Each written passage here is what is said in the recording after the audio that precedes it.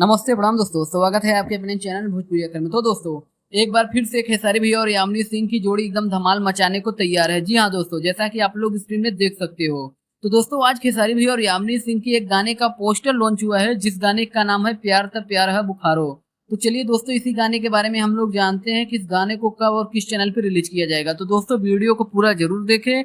और जो भी भाई हमारे चैनल को सब्सक्राइब नहीं किया, तो भाई आप लोगों से रिक्वेस्ट है, चैनल को सब्सक्राइब करना न भूले। तो चलिए दोस्तों, वीडियो को शुरू करते हैं। तो दोस्तों, बात करें खेसारी भैया और यामिनी सिंह की इस गाने को, जिस गाने का नाम है प्यार था प्यार है बुखारो। तो दोस्तों, यह गाना खेसारी भैया के फिल्म प्रेम पुजारन की है। तो चलिए दोस्तों, अब बात करें कि इस गाने की।